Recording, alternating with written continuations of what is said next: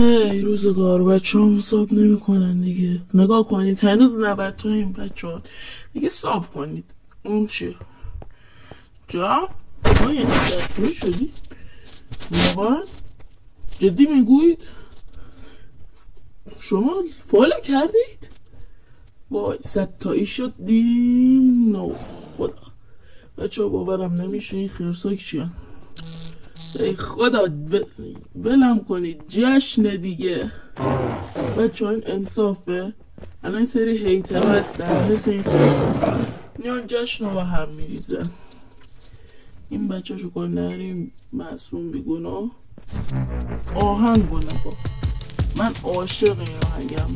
عشقا صفا سیتی سلبریتی. ای بابا بذاری جشن رو شروع کنم بعد بیاد با ناموسا خوشم بدیم فردا پس فردا خوش سرمون هستیم. 100 تایی شدیم 100 تایی شدیم باورم نمیشه. 100 تایی شدیم 100 تایی. آره داریم باینی یوز بچه ها فکر نکنم بتونیم جشن بگیریم با وجود اینا. ای خدا حالا اینو پارم میکنن. لایک کنید تا برم با ماینکرافت بدباگ بدراک نگید. از اینو باید بدباگ بگید. آخه این چی بود؟ 100 تایی شدیم 100 تایی شدیم یا حسین.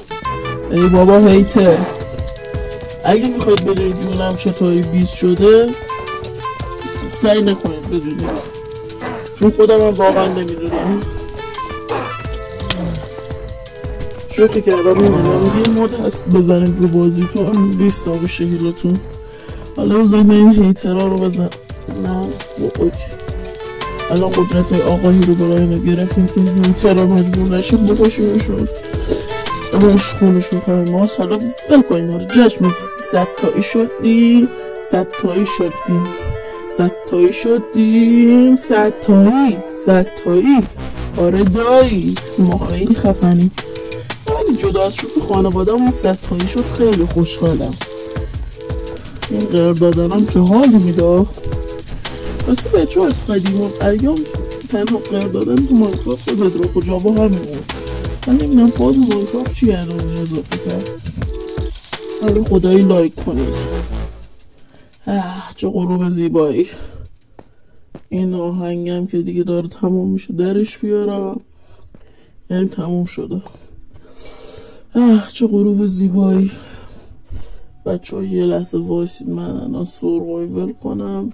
ولی خدای ارزش یه لایک نداره این همه کار و زحمت. نپخت کاملین. ای خدا اشکال نره. بچه ها سروایول کردیم ولی غروب رو نگاه کنید. غروب رو نگاه کنید. خب بچه ها دیگه این آهنگا رو ما میکنیم چون که دیگه نه بل کن آقا بل کن یادگاری میمونه تو مپ. خب بچه ها من باید برم تا این خرسا و زامبیا نه خرسا پارم نکردم تازه زامبیا منم میام. لایک و کامنت صاف فراموش نشه. لطفا کامنت بذارید لایک کنید.